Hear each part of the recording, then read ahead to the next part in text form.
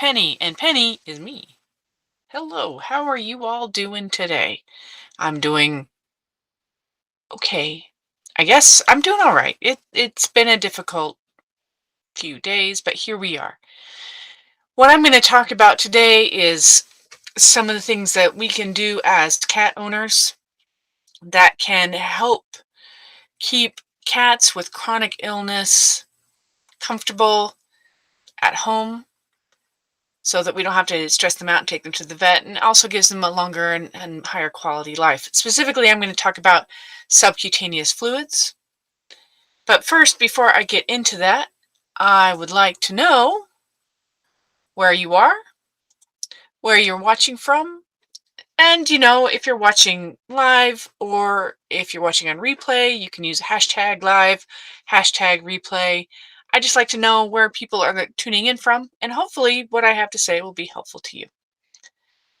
So, what I'm going to talk about today, and I don't have much really planned, but we're going to talk, and I think I've misspelled cutaneous, but what happens with a lot of cats with chronic illness is that they have a hard time staying hydrated. They get dehydrated, and what happens when a person gets dehydrated, we give them IV fluids. Well, you and I, not trained in veterinary medicine or any kind of medicine, we're not going to be giving IV fluids to anyone.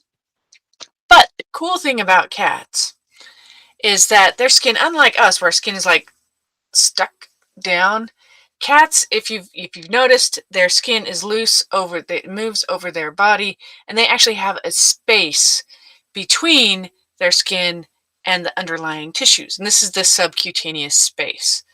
And what we can do, for example, when I'm giving insulin for my diabetic cats, or if I'm giving subcutaneous fluids, I put it into this space, and what happens is whatever's in there gets then absorbed slowly by the body. This is great.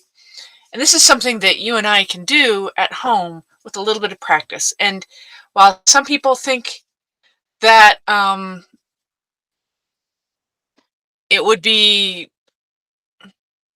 some people suspect that it would be too hard or too much to actually do this kind of thing, it's actually not that big of a deal. So let's think about this. So what subcutaneous fluids is, and there's many ways to do this. Some people just use a very large syringe with a hypodermic needle. I actually use a fluid bag, again with a hypodermic needle. And what you do, just like with any kind of injection, losing my train of thought, what you do is we make a little tent with the cat's skin. So if we can imagine, here's the cat, and then we just sort of pick up the skin a little bit, and then we insert a needle into this space, and then we can start putting in whatever we want. And in the case of subcutaneous fluids, it's lactated ringer solution. It's basically water. Now the IV water that you get this from your veterinarian. I think you can also pick it up all kinds of other places, but it's not just water. All right, it's usually, I guess for lack of a better term, it's pH balanced. It has electrolytes and things in there, because you don't want to just put water in there, because there's osmosis is a thing. So you get lactated ringer solution, you hang up your bag, and you bring you put a needle on the end of it, and you bring that to the cat. You make your little skin tent, you insert the needle but not out the other side, and then you let the water flow. Now people think, oh, this is going to be horrible. I don't know if I can do this. Oh my goodness. But let me show you some pictures. This is me giving Sid subcutaneous fluids just a few days ago. Yeah, he has been struggling. He has had kidney failure, so he needed fluids because he had stopped drinking. Unfortunately, he has since passed, and this has been this is one of the reasons why this has been sort of a downer of a week. But this is me giving him subcutaneous fluids. You can see the IV tube that you're used to seeing. My hand, I'm actually holding the needle under his skin because he'll move and it'll come flying out and water goes everywhere. I'm giving him kisses because that's what I do. You notice that nobody's stressed out, though. The other cat, that's Jenny, she's sound asleep. She doesn't care. She's chilling.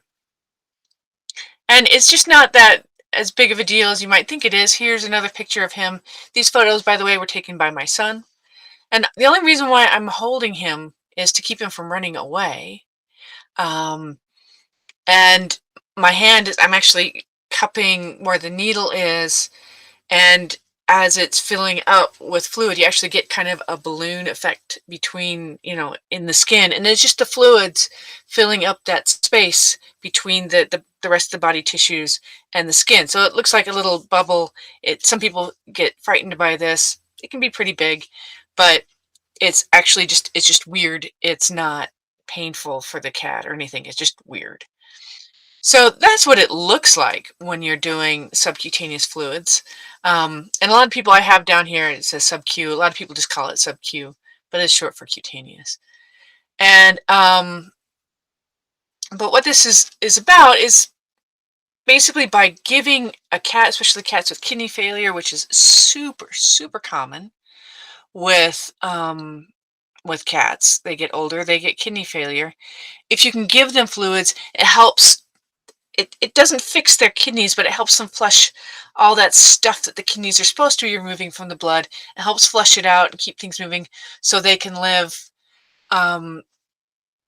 longer and more comfortably. But then in the end, like with Sid, it was heartbreaking, but he finally passed because his blood, there's so much phosphorus and everything else in his blood that he just couldn't sustain it anymore, which is hard. But he got extra days, extra weeks out of his life by doing things like providing subcutaneous fluids so that he could be comfortable. This, usually cats with kidney failure, you're doing this once or twice a week. With Sid, I was doing it daily. His kidneys were just that bad. But I've had other cats that have gone years just getting subcutaneous fluids once a week, 200 milliliters, and they do fantastic for a very long time.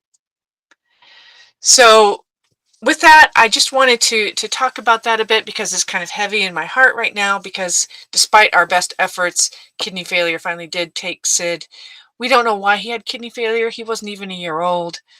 That poor cat went through some really horrible stuff.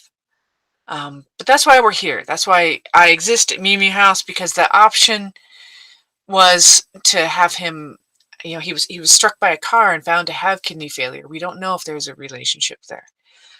He was a stray. But the option was to euthanize him then and there, or give him several months of quality life, which is what we did. And he had a lot of fun with us. And then when it was time, it was time. And we did everything in our power to give him a long and loving life. So I hope this inspires you to maybe be a little bit less afraid if your cat is diagnosed with kidney failure. It's kind of challenging at first when you start with subcutaneous fluids, but once you get there, once you start doing it, becomes just a thing, and the cats actually don't mind that much. If you make it a loving and wonderful experience with lots and lots of treats, they won't care either. So I hope you all have a wonderful rest of your week. It's Wednesday, and now I have to fly again to the vet, because when you have as many cats as we have, there's always somebody at the vet. But that's okay. I do this because the cats need us, and I do this because people want to take care of their cats. So if any of you, if you think of it, if you would like, I would appreciate it if you went to mewmewhouse.org and clicked the support us link. And if there's any way you can support my mission, which is to help all of these cats, including the hospice ones that don't have much time, then I would appreciate that very much.